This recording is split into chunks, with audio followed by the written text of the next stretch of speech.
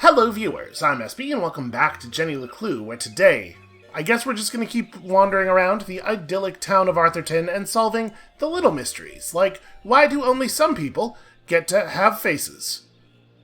That's weird, right?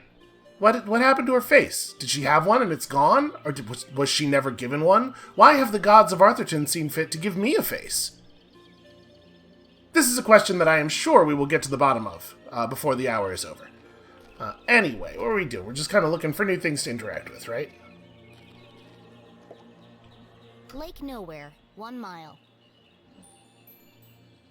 I mean, I guess we can leave, right? I think we've seen everything. Including the terrifying lady with no face. Oh.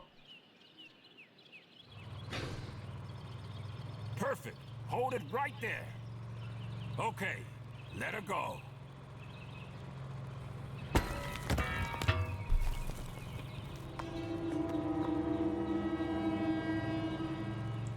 Oh dear. That was ominous.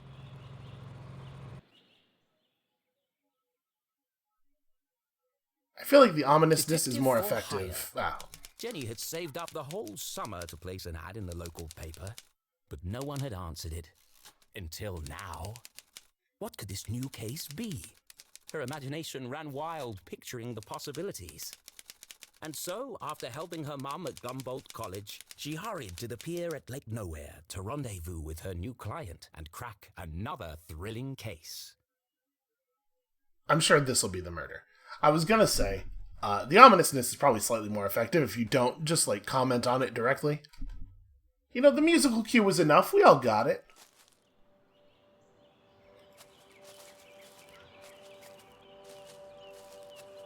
Oh, interesting. As Jenny neared the edge of the woods, she heard a sudden strange sound. What the? Hey, kid! Watch where you're going. Hey, screw you! Your wrench nearly cracked my head open. Oh no! It's not damaged, is it? That's my lucky wrench. Yeah, lucky it didn't kill me. When's this upgrade gonna be finished anyway? Look, kid, I just go where they tell me. Every night, another power surge. Every morning, another part of the grid fry. And I'm out here fixing it. Do I get any thanks? No. What's causing all the outages? At the moment, a little red-headed girl. Now throw me my wrench, kid. Okay, I will. You know, after. Looks like I have all the leverage. So tell me, what exactly is taking so long with these repairs? Apart from shoddy workmanship, that is. Hey, we're busting our butts to keep your lights on. These lines should be lasting for decades, but they're burning out after just a few weeks. It's the strangest thing. Anyway, toss me my wrench. But be careful. It's a family heirloom. I mean, obviously. But what could possibly be using that much power? You're killing me, little girl. Arthurton's a tiny town. The mines are practically shut down. So what could it be? Surely someone must know. All I know is I got 3 more jobs today, and I can't finish any of them without my wrench. So, will you please just give it back already? Fine. I've got bigger fish to fry. Like, this is definitely what they intend for you to do, Thanks, right? kid. With them labeling the one button "do as you're told" rather than be helpful or give him back the wrench. Like, who is going to choose "do as you're told"? Especially given the way the story has unfolded up to this point. Hold on a second. I have a sense. I have a sense that there's a thing that Jenny can definitely see, but that we cannot due to the position of this tree. Well, okay, it's more of that postcard. I don't necessarily think it's that weird for there to be a postcard for this place, in this place, but clearly Jenny does. As Jenny stepped out of the dark forest, she saw warm sunlight reflecting off the cool lake. And next to that, something even cooler. Keith Stroudsbury. Wow, that is cool. Dance like you beat it! Not so much grinding. Oh, Keith, what are you doing? Not everyone saw it, but to Jenny, there was something special about Keith. He's just happy being himself. Nothing seemed to bother him.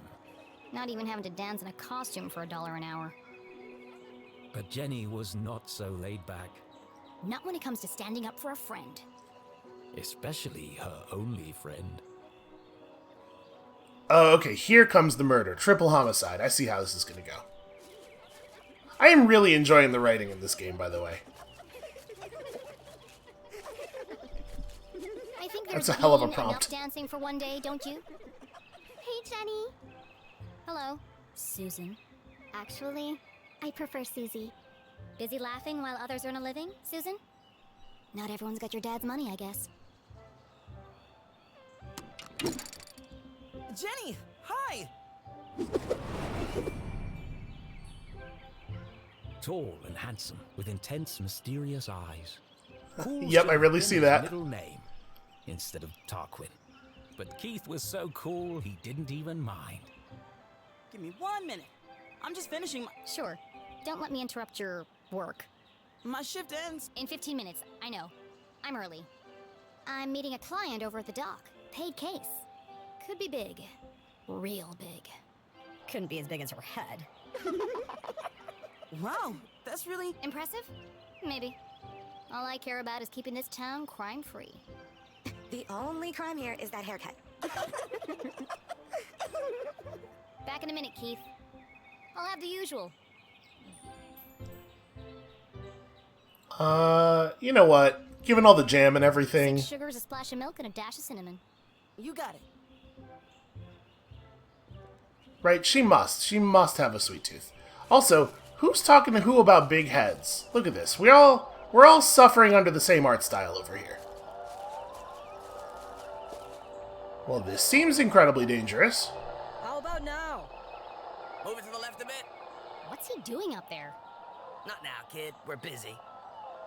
Any better? No, keep going. Now? Yes, it's working. Hold it right there. That's what all the fuss is about? Not this guy again. What is that? Whatever it is, it's not my music. Maybe it's Jazz? Shh! I'm trying to listen. you shush. I'm the DJ. I'm in charge. When's this party getting started, boys? Oh, just a few more minutes. How are we supposed to dance to this? I think we're losing them. Another station must be interfering with the signal. But there aren't any other stations in Arthurton. Wait! All these wires must be acting as a giant antenna. Jenny listened closely to the mysterious transmission. It was like no other radio broadcast she'd heard before. Hold it steady. Sorry, I'm trying. That's just getting worse. You might as well come down. No, wait! I can almost make out what they're saying. I mean, it just sounds like a number station. The sound faded away. What did you do? That's no use. Come on. We gotta get this equipment back to the AV department by 6. Jenny was so lost in contemplation, she'd almost forgotten the case at hand. My client. I'm supposed to meet her at the dock. I wonder if this is one of those things where, like, if I interact with absolutely everything, it'll mean I'm late. I'm still gonna do it, obviously, but... Danger. No swimming. Sounds safe. It's hard to interpret that sign, though. Is there, like, a danger of no swimming? Do I need to swim in order to be safe? Who can tell? Aha! Got you this time, you slippery fella. Ah, shucks. Just another boot. Excuse me, Mr. Humdrum. Oh my! If it isn't little Jenny LeClue. What a glorious day, don't you think? As far as Jenny was concerned, small talk was like a second pair of underpants. Uncomfortable and completely unnecessary. But Mom always says, create a good rapport and they'll reveal everything to you. So she gave it a shot. Well, I mean, I think I know what he's interested in, probably. How's the fishing? Oh, the fishing's great, but the catching is bad. All I'm getting are old boots and strange bits of metal. But just look out there, Jenny. She's got that wonderful afternoon glow. No one knew why the lake glowed at night, and few were brave enough to swim its murky waters. What lay beneath its depths was the stuff of myth and legend. Somewhere out there lies the giant red herring, or so they say. No one's ever caught one. Sounds fishy to me. Well, if she's out there, I'll catch her. Someday. Great. Well, now that we have a good rapport, where can I find Mrs. Humdrum? Well, she's down there on the ridge. Oh, if you're headed down there, there's a knack to getting the ladder to work. First you shake it, then you kick it, and then you push it. Sounds unnecessarily complicated. I'll join you down there in a bit. Just have to sort my tackle out. I mean, I'm sure there's something else he should be working on. That fish is just a distraction. Okay, so apparently we did have to do this. I was just making sure we didn't miss anything. What did he say? Shake... kick, shake, push? I've already forgotten. Nope, that's not right. Shake, shake, kick, push. By the way, seeing that boot reminded me of the part at the beginning of the game where Jenny said she was wearing shoes that were 8 sizes too large, and I was like, that feels like an exaggeration, but y'all, look at how big her feet aren't. Like, how does she even remain upright? How would you put a shoe on the situation that is occurring down at the bottom of this lady? Alright, shake, kick, push. Probably.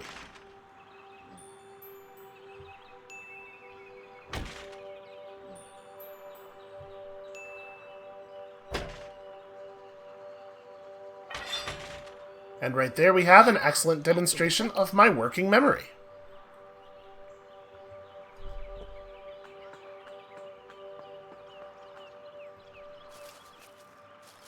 Whatever, I'm sure it's fine. Hold on, there's not anything to the left over here, right? Oh, there kind of is, apparently. Well, I did get the magnifying glass prompt. Oh, wait a second.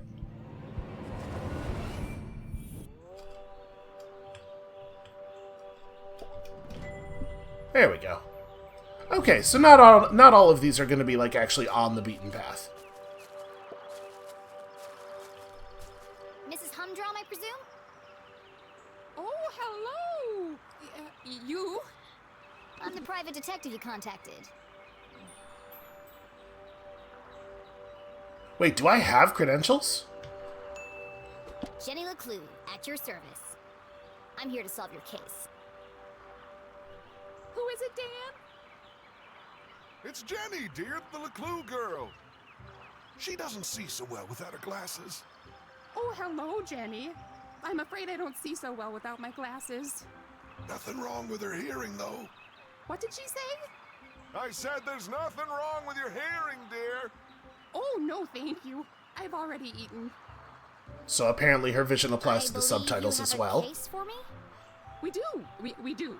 Great. So what's the trouble? Haunted by the ghost of a former lover? Worried you're being poisoned by a mad uncle? Something so dark and gruesome I can't even begin to imagine the horror? Well, I've lost my reading glasses. Oh. And there it was, a real case. A confounding mystery to challenge Jenny's brilliant mind. I thought this was finally going to be a good one. What do you think, Jenny? Can you help? Sure, Mr. Humdrum. I'm gonna need to ask you a few questions.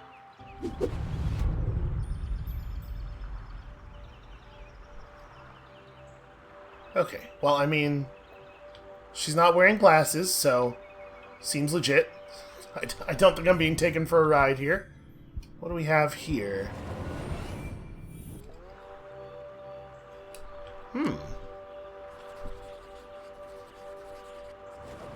Jenny had often snuck through the hole in the fence at Grubman's to watch the races. She could understand why the dogs ran so hard. They were chasing the promise of food. What the adults were chasing was less relatable. I notice you're a gambler, Mrs. Humdrum. You've been to the Greyhound races. That was yesterday. We always go to Grubman's on Wednesday. Interesting. I've never been interrogated before. This is such fun.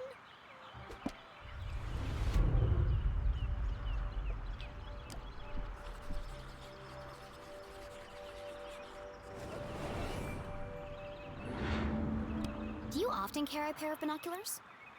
She doesn't go anywhere without them. I presume you don't wear your glasses when you use the binoculars. No, I can't get my eyes close enough to the eye cups. I see. Did you take your binoculars with you to the races? Of course. Those critters are so tiny, I can't keep up without my binoculars. Interesting. You really are very good. The best. How long have you been solving mysteries? But I'll ask the questions, thank you.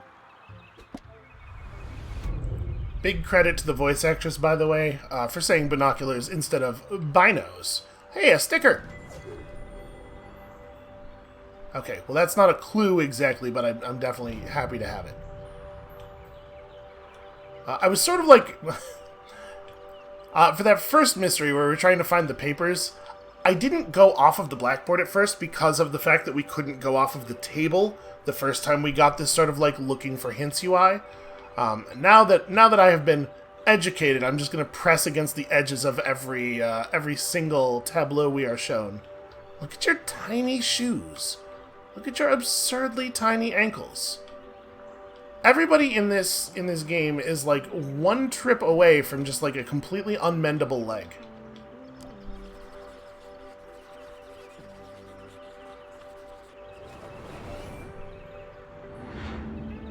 I expect you're finding it difficult to paint without your glasses.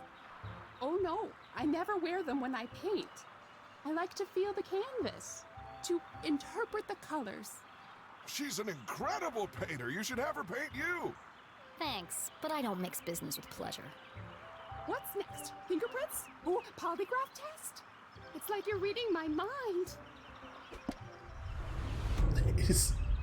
It is actually nothing like that. Not even a little bit. Okay. Oh, no, that's just a button. I actually don't know exactly what I'm looking for here. I feel like we've been sort of all over the general area, and there's still 3 clues left. Is there maybe like... Oh, her haircut, apparently. It's very expensive hair. Looks freshly blow-dried. A professional job. Your hair looks lovely today, Mrs. Humdrum. Is that a new style? Thank you. I had it done yesterday. Dan didn't notice. They call it the Queen's Coif. Well, it's certainly big. And expensive. But I'm worth it, Dan. Who could put a price on that beautiful head of hair? You're not so bad yourself, hot stuff. Gross. Have you figured it out yet? The suspense is killing me. It's a real power move from Dan, by the way, just like completely refusing to acknowledge the he didn't even notice thing. So no, oh wait.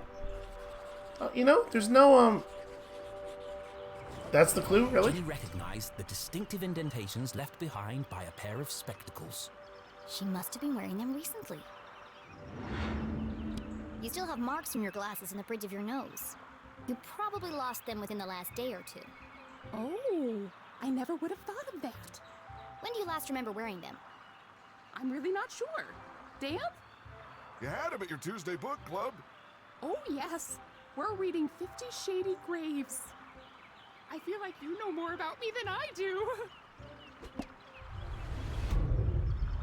So what I was about to say was, it doesn't look to me like she has, you know, the marks on your face that you would have from wearing glasses, so maybe she hasn't worn them in a while. It turns out I'm exactly wrong. And yeah, okay, the indentations are a little faint. Okay, so what else? What else might be a clue? I feel like at this point we've sort of looked at all of the broad details. So I must be missing something pretty small and specific, and of course it's going to turn out not to be that at all. I mean, it's got nothing to do with her... Oh, wait a minute. Is there another hidden clue in this area? Maybe it's the painting? No? Ah, okay. Underneath the coat.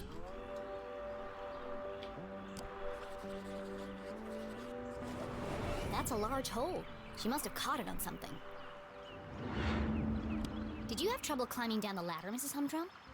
Why, yes, I did. How on earth did you know? There's a tear in your pants pocket. Well, what do you know? I didn't realize these pants even had pockets. You are so thorough. Any more questions? I think I have everything I need to wrap this one up. Where are Gail's glasses? Well... What is today? You have a Tuesday and a yesterday with the haircut, right? Okay, so she said the haircut was yesterday, right? So I guess it's Wednesday? So she took off her glasses to look at the dogs. And at first I thought with the pocket thing it was going to be the case that she had like put her glasses in her pocket and then there had been the tear so they fell out. But if she didn't even know that her pants had pockets, she probably was not putting things in them. I mean, it could be around here. I take off my glasses when I get a haircut.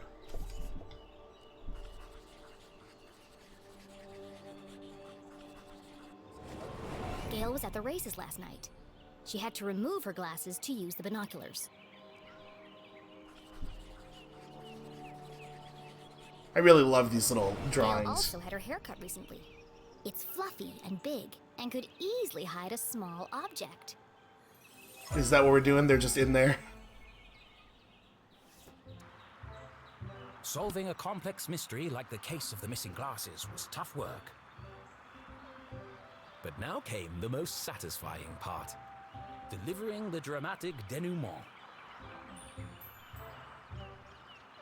No, I'm a detective. That's my whole deal. Let's review the facts. 1. Not only do you love your binoculars, you've come to depend on them for bird watching, greyhound watching, basically anything far away watching. That's true. I immediately sensed the two optical devices, your binoculars and glasses, were incompatible. Thus, to use one, you had to remove the other. Fascinating. Fact 2. Yesterday, you changed your hairstyle. I did. Though fun, it was also impractical. And so tall that it could easily conceal a small object. I see where this is going. Please, don't interrupt. After much research, deliberation, and debate, I've concluded there is only one place the missing glasses could be. They've been on your head the whole time. Oh, so they are. Right there on top of my head. Incredible! What a talent! They're always in the last place you look, aren't they? A master detective in the making. What would we have done without you? Gail, don't forget to pay the girl.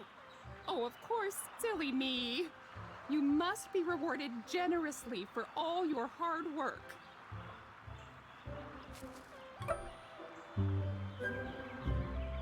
Now don't spend it all in one place. Thanks. I'll do my best. See, this is a problem with being too good at mystery solving. My hourly rate. I should have told her I had to go back to the lab and run some tests. I could have charged her for the whole night. Alright, well, we got more stickers. Hold on. Can we sticker? But what if we sticker? Decorate, enter. Show me, wait, how do I add? Yeah, let's throw one of these on. You know what? I can scale the sticker. Wow. That is not generally how they work. It's pretty adorable. I'm just gonna completely lay it over top of this drawing. There we go. Good enough.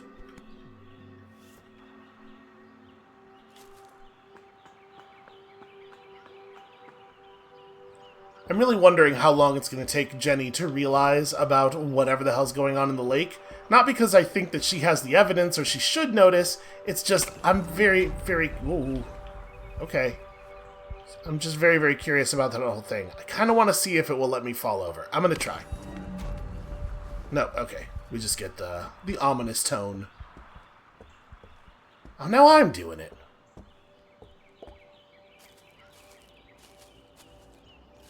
Are you ready, Keith? Wow, what an amazing detective. Glasses on her head. Who could have guessed? Oh, you heard. Whatever would we do without Master Investigator Jenny LeClue? I thought it was pretty cool, Jenny. And a whole nickel! You must be so excited. Yeah, that's more than her mom makes in a month. Wow, sick burn on the teachers of America. Hey, Jenny, my grandma called. She wants her sweater back. Oh, how wonderful it was to joke around with friends. I've had enough of this. Uh-oh.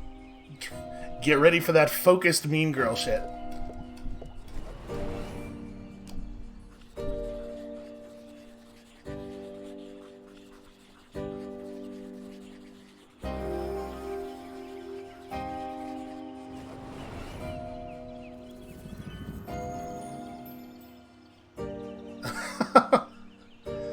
Honestly, I bet Jenny's pretty mean when she really wants to be. Skirt ironed but unevenly. The work of a distracted housewife. Brand new, hideously overpriced shoes. Overcompensating father. Uh-oh. Your dad's sleeping with Deborah's mom again, isn't he? What? No! How do you... Shut up, Jenny! You don't know anything! Wow, Jenny, that was cruel. Who even says something like that? Aw, don't cry, Veronica. She's just a weirdo nobody! Jenny, let who? And the case of the missing friends! Yeah, good one, Veronica. Come on, let's get you home. Are you coming, Susie? Thanks for the coffee, Keith. And the extra sugar. Of course. It's... Nothing special at all, and the same thing he does for everyone? Oh, okay. See you around, Keith. Okay, that was definitely over the line, right? Like... That went well. Shall we? Yeah. I've got no customers now anyway. I know I pressed be really mean, but even so...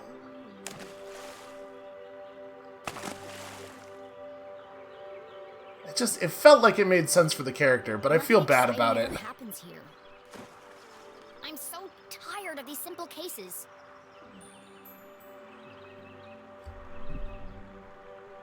I think it's more frustration. How am I supposed to become a real detective if there are no real crimes to solve? You help that old lady? Darn. Thanks, Keith. But it was stupid, and everyone knew it. Including your girlfriend.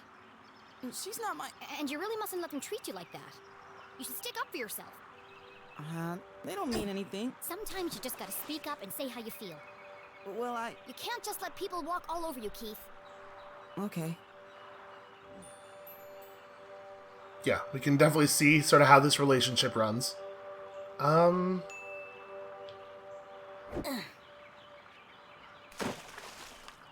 doesn't matter anyway. Nothing's gonna change. Not in this ghost town. It's not so bad. Don't you ever wonder what it would be like to live somewhere else? Oh, not really. Who am I kidding? There is nowhere else. Not for miles. Or, in fact, anywhere.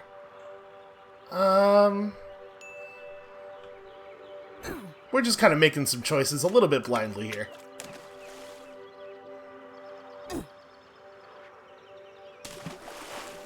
Oh, shucks.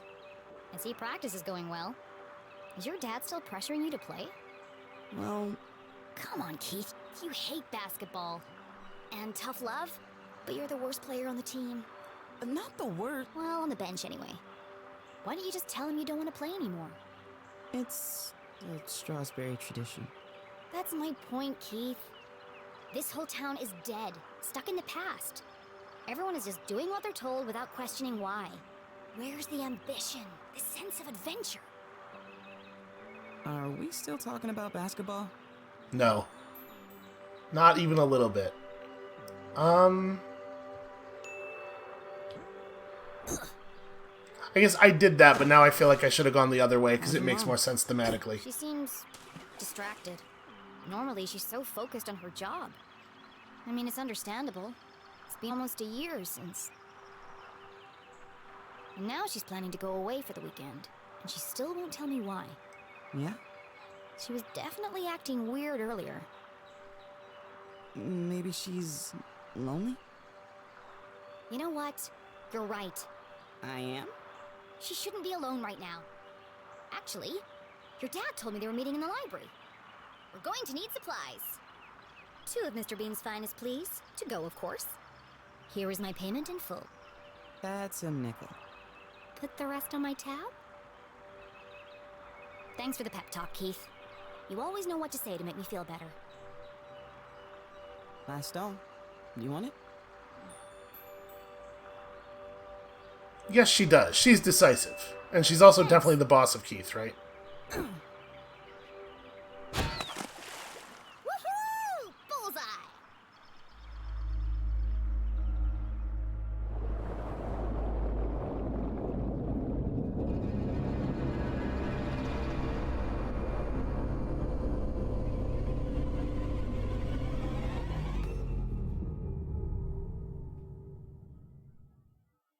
So, like... Hold on. Keith was an excellent listener. Or maybe he just didn't speak much. Either way, Jenny really enjoyed their little talks. He was the only person who really seemed to understand her. Jenny biked briskly towards the library back on campus to surprise her mother. Nothing exciting ever happens here, she grumbled, unaware of the great adventure that lay in store just around the corner. By which we mean deep beneath the lake, obviously.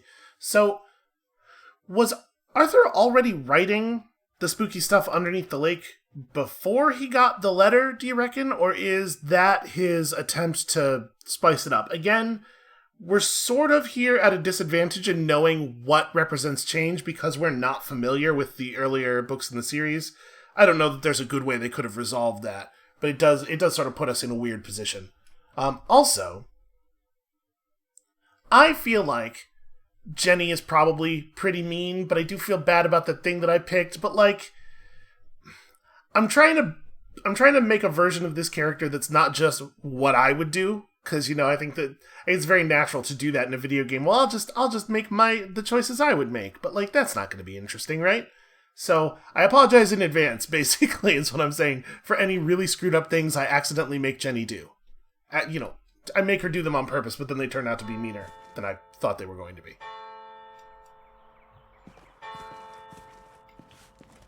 The library was quiet.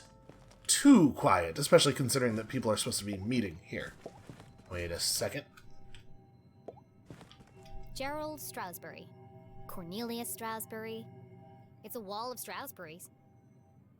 The Strasberry lineage stretched back to the very founding of the university. There had been a Dean Strasberry at Gumboldt for over 150 years. There won't be for much longer. The Dean's retiring, and the only Strasberry left is Keith. And he's not exactly the academic type.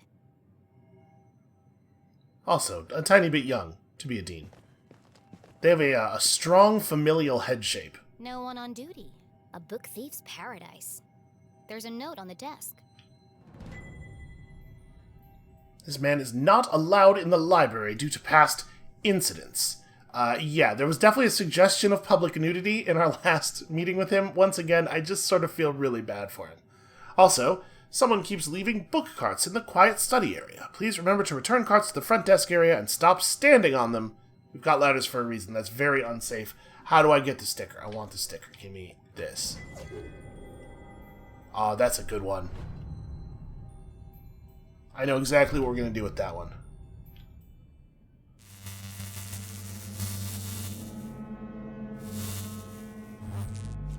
This is a wild light fixture. Hello? Mom? Mr. Strasberry? Anybody? Jenny's words echoed through the library. Something's not right here. A mystery was unfolding. Whatever it is, I'll get to the bottom of it.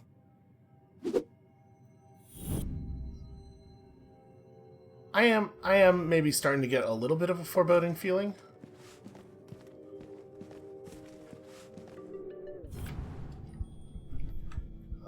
What am I looking for here? Is it in the books? Is it behind this tilted painting? I mean, okay, yeah, that is weird, I guess. I should probably have noticed that that's weird. Gumbold's 21st and jolliest dean, smiled down at Jenny.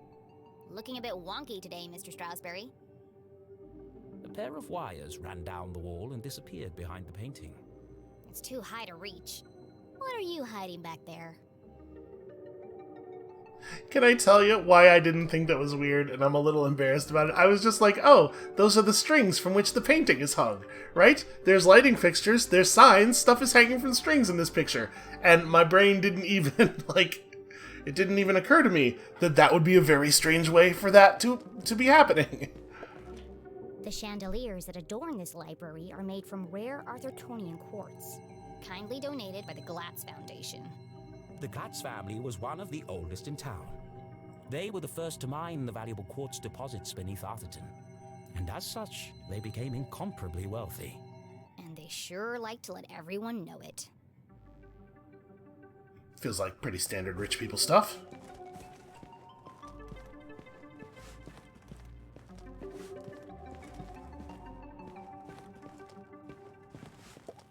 Laddertron 5000. The pinnacle of remote ladder and bookcase technology. Kindly donated by the Glatz Foundation. Why would you need to automate a ladder? Okay, well this seems very dangerous. Whoa! We know. Dangerous! The newly installed ladder system was prone to malfunction. Should have kept the old wooden ladders. They never tried to electrocute me.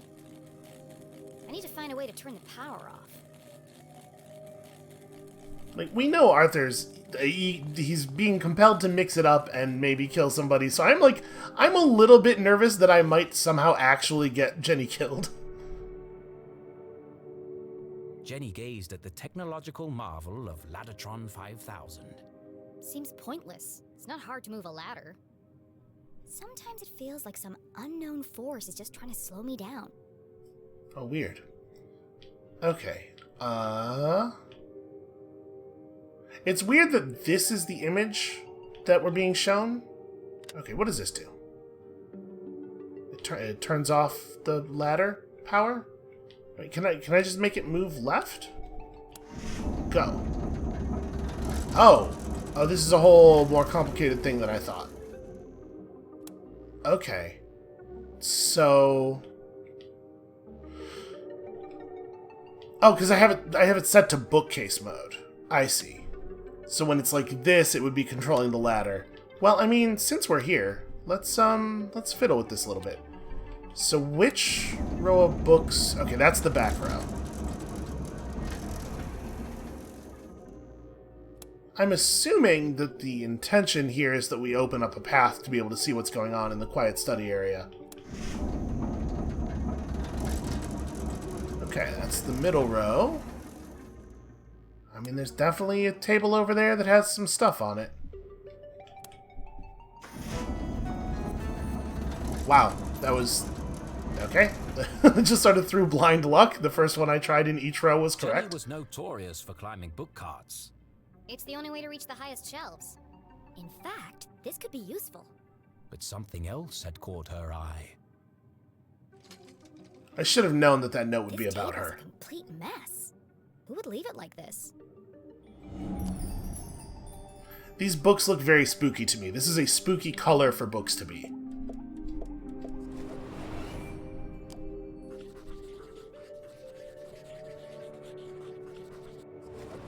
Okay, well, I guess we know who this is probably belongs to. Giant machines. A worn copy of Aliens in Arthurton.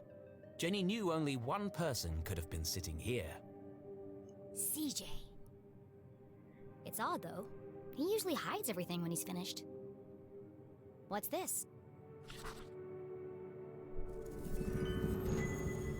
A tattered piece of paper with a series of seemingly unrelated notes. Okay, well, he apparently has had some thoughts about some shadow men, and he's just, like, workshopping some different titles. There's some abandoned mines. We know that. That's where the quartz is from. Observed massive seismic activity.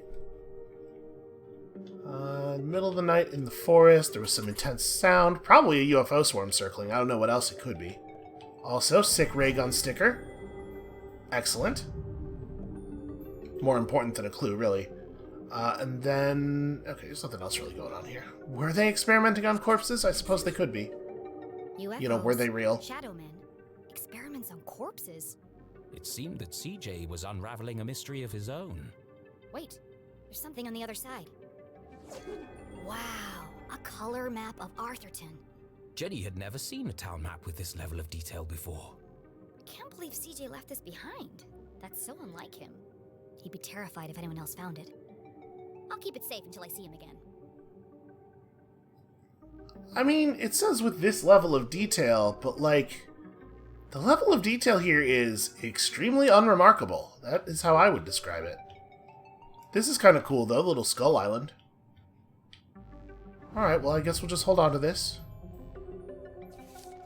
Find a map and keep it here. You got it.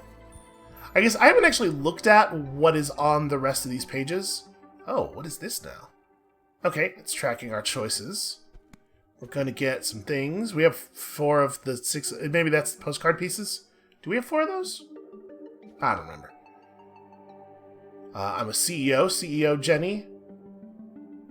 Okay, so this is a... I'm assuming this is a rating based on, like, the choices that we've made so far, and this will maybe shift over time. I can be inflexible and emotionally distant. Wow. Cut right to the quick by a video game.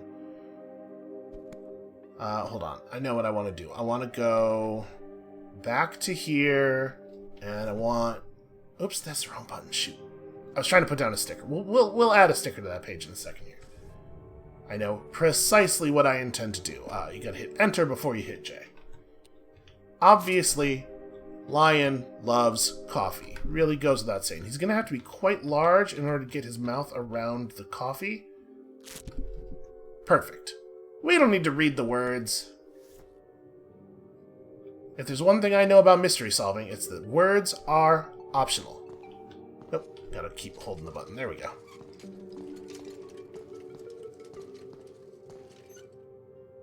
Oh, I'm not on the correct plane anymore. Can I move this down?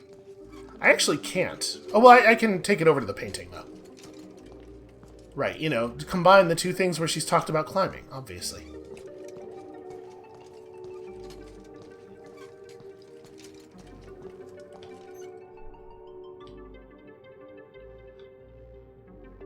Wait, so climb is... okay. No It's a little counterintuitive. Mr. Strasberry. Jenny stood on her tiptoes and delicately removed the priceless painting from the wall. I am definitely going to break my neck here. Ooh. Oops. Aha! Precisely what I was hoping to find. It was? Let's see.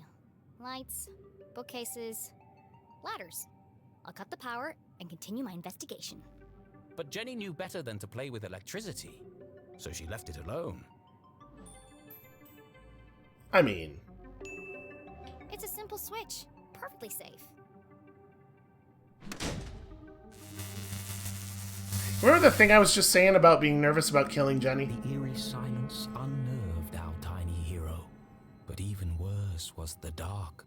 Jenny had always been terrified of the dark. Just breathe. A great detective never succumbs to fear.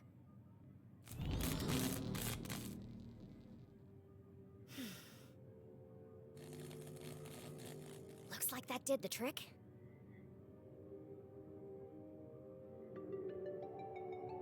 Okay, well, if I'd known about that dark thing, I probably wouldn't have messed with the switches.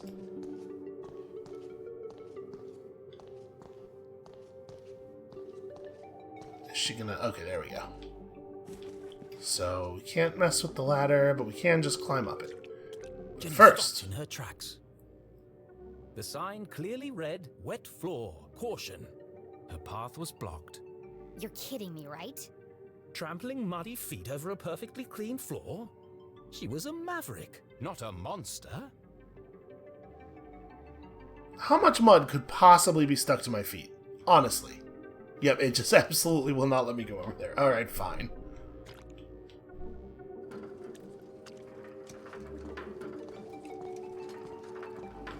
Where exactly am I? Oh, okay, here we go. Here's the gap.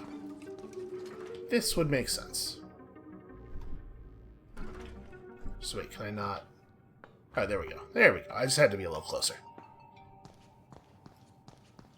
So I don't exactly even know what I'm looking for over here. I guess once we get up high, it'll be easier for us to see if there's anybody in the library. Although, you have to imagine, they probably would have reacted to the power stuff by now. Ah, a mysterious door. A spooky door. The fallen remains of a bookcase blocked Jenny's path. It looks like a bomb went off in here. It's too precarious to climb over. Looks like a very small and polite bomb went off in here. So there's no way... If I could get a ladder to come over here... I guess there's not even any track for a ladder to move in, though, right? So there's no way for us to use this gap. And then again, you can only barely see the track that the ladder's moving in on this side. I don't know. Maybe there is a way to get a ladder Rare over books. there. Our most precious collections reside in this temperature-controlled room. Kindly donated by the Glatz Foundation. Yeah, we know. Okay, I'm not actually allowed to, look over here and see anything new. Well, then let's just bust into the place. No problem. Nope. I'll just pick it. Jenny was skilled with Oh, the right. lockpick, having watched her mother demonstrate the process countless times. But that was just for fun at home. This was the real world. You couldn't just go around picking other people's locks. That was a crime. A great detective knows when to bend the rules. And the paperclip she has in her pocket.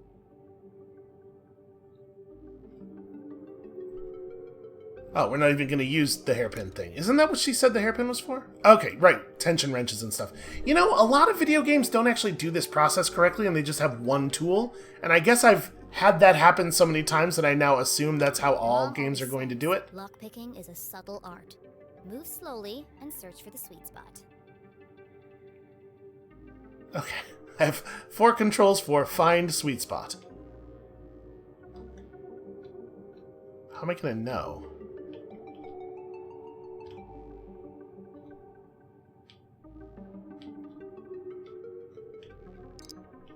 Oh.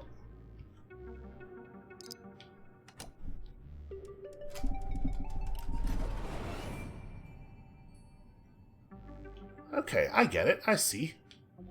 So I really am just feeling around for a spot in the dark here. Honestly, not too dissimilar from real lockpicking.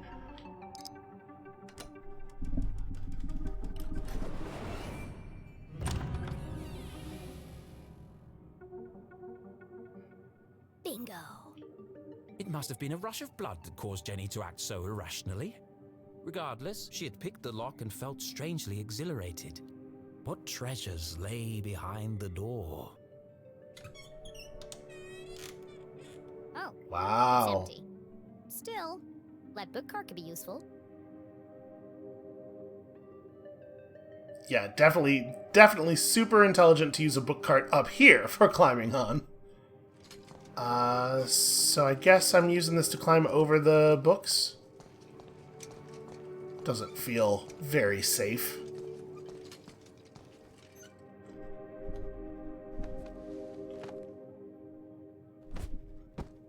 Also, definitely no way back, so... Oh. Okay. Something's blocking the ladder. Well, that's inconvenient. Well, I assumed it would be below, but they will not let me go below. Here we go. There's something stuck in the track. It's more stickers! Ipsa, Oh. Scientia, Potestas, Est. It's the Dean's ring. No wonder the ladders were malfunctioning. The ring must have caused a short circuit. Does that make sense? Does that seem likely?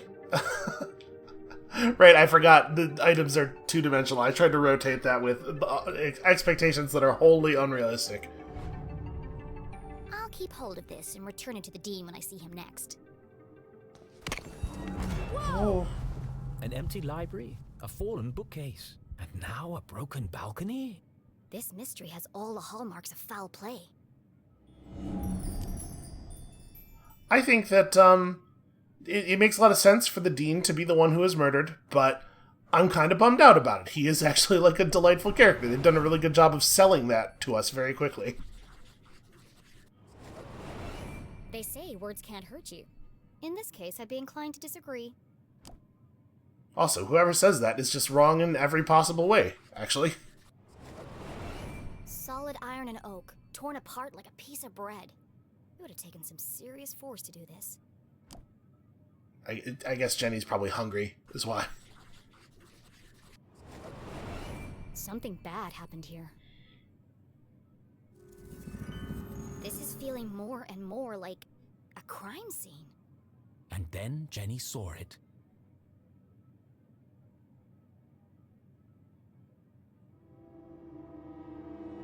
Covered in a ripped curtain and surrounded by broken glass. It is a crime scene! Okay, she's overjoyed. I mean, it makes sense. No, I have to hold down the... There we go.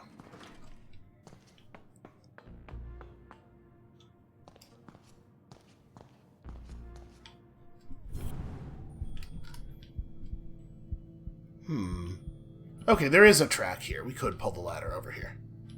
So now we do have a way back, at least. What am I looking for? What did I sense? I saw a little... Okay. I saw a little flicker there, but it didn't actually let me search. There it is. It's just a little more precise than I was expecting. Well, okay. We're totally doing it. Where is the gap for this? Oh, there it is.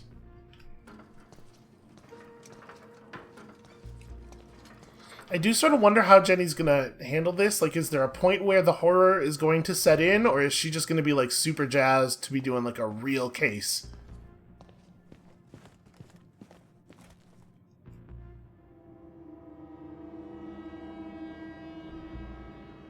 You never forget the first time you see a dead body. It harrows the mind, terrifies the soul, scars you to your very core. A dead body? No way! This is amazing! Okay, it makes Who sense, lay you under know. that curtain? Who had breathed their last breath? Who had shuffled off this mortal coil to meet their maker? It could be anyone. I mean, it could be an escaped lunatic from the asylum. Or an axe-wielding maniac on the run from the cops. It could be... It could be... Mom? Oh no. Please, no. No, you never forget the first time you see a dead body. If that's actually what's going on here, that's a much darker turn than I thought this was taking.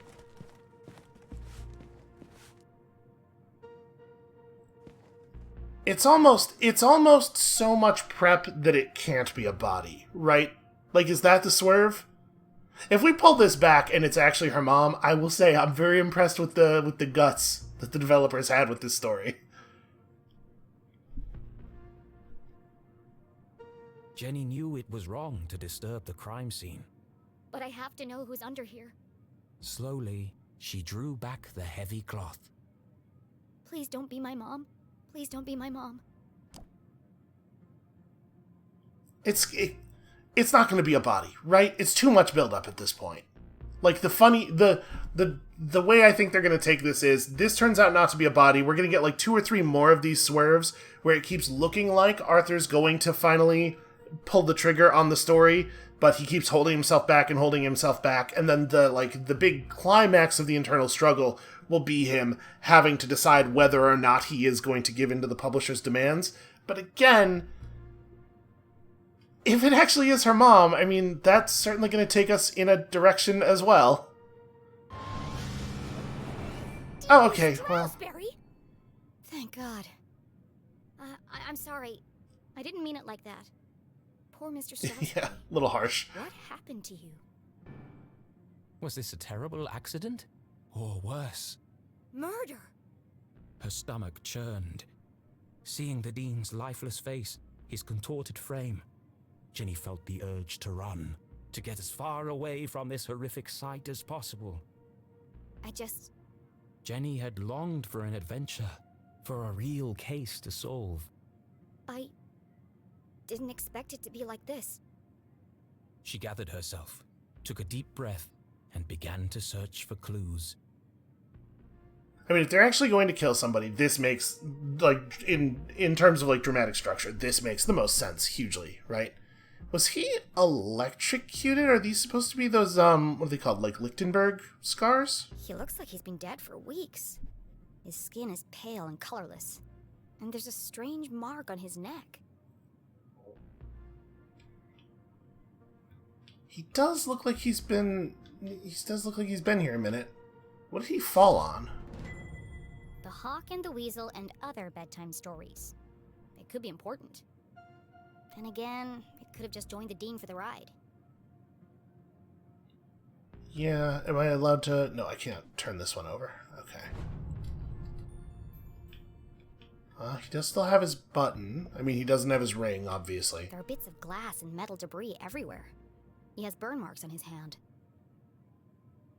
So, I never read a lot of these, like, child detective books. I certainly never read any Nancy Drew. I guess I did read some Encyclopedia Brown. I'm realizing I don't know if they actually, like, do this kind of stuff. Do people die in Nancy Drew stories? It's a book about predicting the future. I suppose it didn't belong to Mr. Strasberg then. Sixth Sense it's weird because it feels like a joke, but there's not, like, it's just the reference part of the joke. It's not, I don't see the wordplay. I get the Sixth Sense part, but, like, what would be the other layer? What am I sensing? What am I getting in my detective senses here? Oh, it's just that. Again, the trigger for the magnifying glass is pretty precise. Shut around a small object. That's strange. Rigor mortis usually takes hours to set in. I'm sorry for what I'm about to do, Mr. Strasberg, but this could be a vital clue. I mean, he doesn't need those fingers anymore anyway, right? Mom's ID card? But that means... Julie LeClue had definitely been here. She could be the last person to have seen him alive. She could be the killer. Impossible. My mother's a forensic expert. She'd never leave such incriminating evidence behind. But even the smartest criminals made mistakes. Jenny couldn't deny this looked bad for her mum. If anyone else sees this, they'll jump to conclusions. They'll think my mom's a murderer. Unless... A peculiar thought crossed Jenny's mind. Unless there's nothing to find. Removing evidence from a crime scene was highly unethical. So is planting evidence to frame an innocent person. She had no proof of that. I have to do something. No, I should leave the evidence. I think... My mom would kill me if she thought I tampered with evidence. Besides, she's innocent. The truth will come out. Yeah, I think the Jenny LeClue way to solve this is to leave the evidence. I've already tampered with the crime scene some, but I should minimize the tampering, and then I should just clear Mom's name by solving the crime. Right, that's how we should fix this. So none of the debris over here looks particularly meaningful, although it does let me move the camera a remarkable distance to the right. So I'm just, again, probing the edges here. Okay, it lets us wander quite far from the body. What else is going on? A book about chance. What are the odds that this was an accident? Well, about 50-50 if this book is to be believed. I do appreciate the wordplay there, at least. Okay, I can't just pull this. I have to glass it. Come on. Come on, catch. There we go.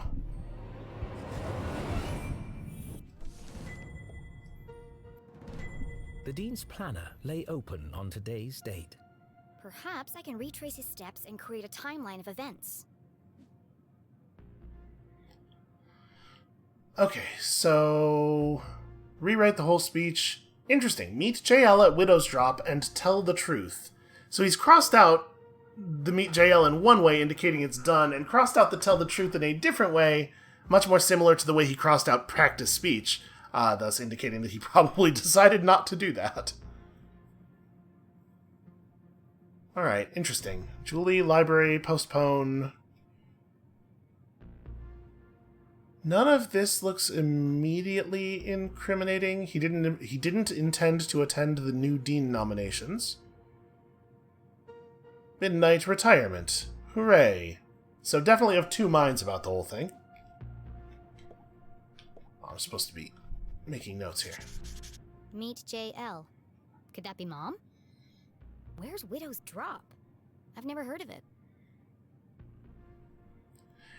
I mean, I suppose it could be Mom. But see, he writes her name as Julie. I find it unlikely that he would write it as JL in one place and Julie in another. Looks like he completed all his chores for the day. I already knew the dean was meeting Mom here. So where is she now? Is a pretty salient question. He sure was working hard on that speech. I'm sad he won't get to deliver it. Looks like he canceled his meetings on Friday and rearranged lunch with Keith. Oh, poor Keith. Jenny didn't know how she would break the news to him. But I should be the one to tell him. Gossip spreads like wildfire in Arthurton. Oh, I don't know. That doesn't feel like it should be on me. Alright, what else? Oh, his pocket watch. It's smashed, most likely from the fall. The hand stopped at 3:57 p.m. That gives me a potential time of death. If Jenny had arrived just a few minutes earlier... I might have been able to save him. I think that's all the evidence I'm going to find here. She took one last look at the dean's lifeless body. I'm sorry, Mr. Strasberry. I promise I'll get to the bottom of this.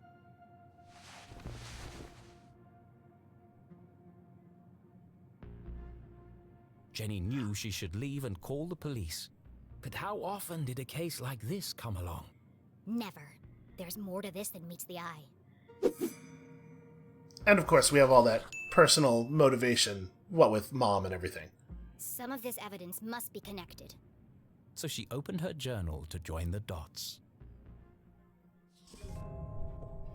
What was the apparent cause of death? I don't know. It seems... apparent, it seems like falling, but there's definitely some weird markings.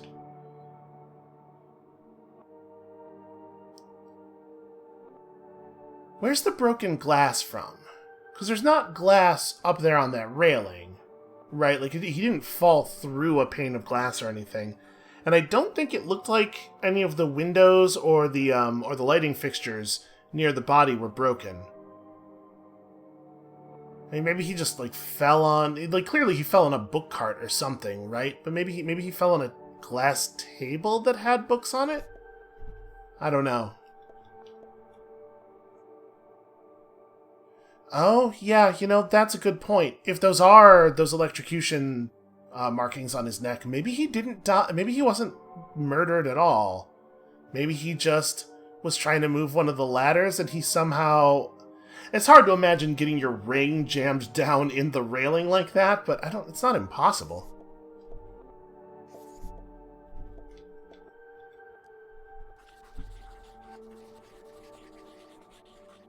Yeah, I mean, that seems like it could have happened. He was thrown from the balcony when he reached down to pick up his ring, which was stuck in the electrified ladder track.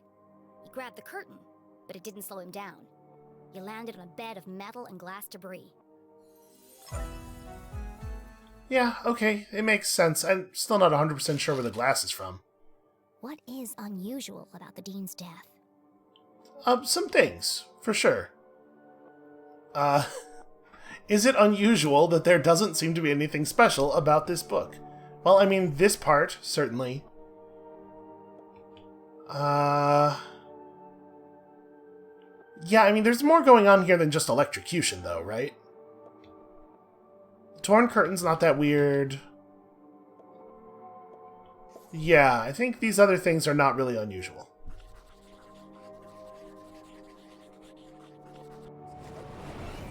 strange mark on his neck. All the skin around his face is gray and gaunt. I've never seen anything like it before. He's holding my mom's ID card, which makes her the prime suspect. But why would she, or anyone, want to kill Dean Stroudsbury?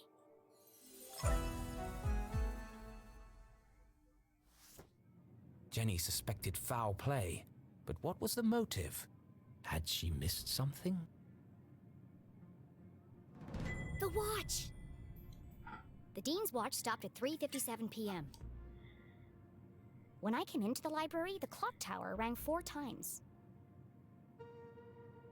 The library only has one exit, and I haven't seen anyone but the Dean since I got here. Which meant, if the Dean was murdered... The killer must still be here!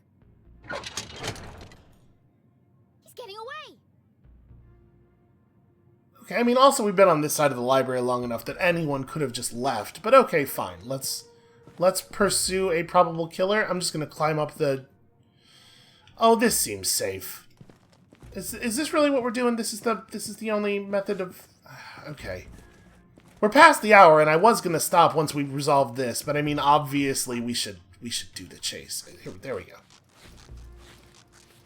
Yep, you can hear the curtains ripping. This is definitely bad. Oh, I don't like this. I am not qualified to pursue a killer. Someone must have tipped them off. I'll catch the murderer and keep him busy until the cops arrive. Chasing after murderers was hardly the job of a little girl. Hey you! Stop! Yeah, that's good. Really let him know you're after him. That's going to work to your benefit. Despite surviving her fall without so much as a broken bone, Jenny couldn't help but feel she had failed. As the sirens grew louder, she knew it would only be a matter of time before the sheriff arrived. And then she'd have to explain why she hadn't called for help. But the worst feeling of all was that she had let the killer escape. As she drifted slowly into unconsciousness, Jenny heard a familiar voice. Concerned, gentle, soothing. Jenny? Oh, Jenny, what have you done? Mom? Freeze! You're under arrest!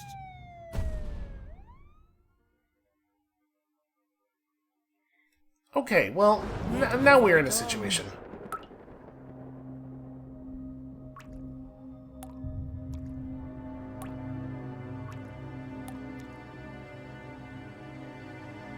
I killed him!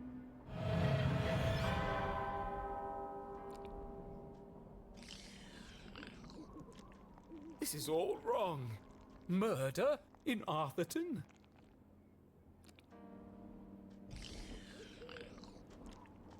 This is not an appropriate story for Jenny LeClue. Poor Dean Stroudsbury. What was I thinking? I've gone too far.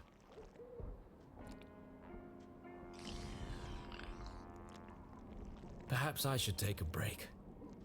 Come on, Rufus. Let's go for a walk. Clear our heads and work off some of this jam.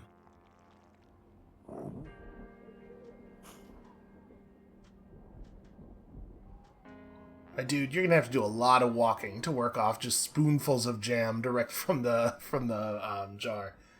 Okay, I'm gonna be honest with you. I'm a little disappointed because I sort of thought that we were about to like get a visualization of his guilt over his internal struggle there. I thought we were going to sort of like explore a doubly metaphorical crime scene in the person of Arthur, which I was like a little excited about. But the jam thing is also funny. All right. We're properly in it now. I think that is what we're going to call it for today, though. When you come back next time, tomorrow, we have a lot of problems to work through. I'm not 100% sure how, if our ring electrocution theory is true, how someone could possibly be responsible for the murder. Like, unless they stole his ring from him and then stuck it down there to get him to touch it and electrocute himself, which I guess is... that could have happened, I suppose. Basically, I don't know what's coming up. And when you come back next time, tomorrow, I guess we'll just find out together. And I'll see you then.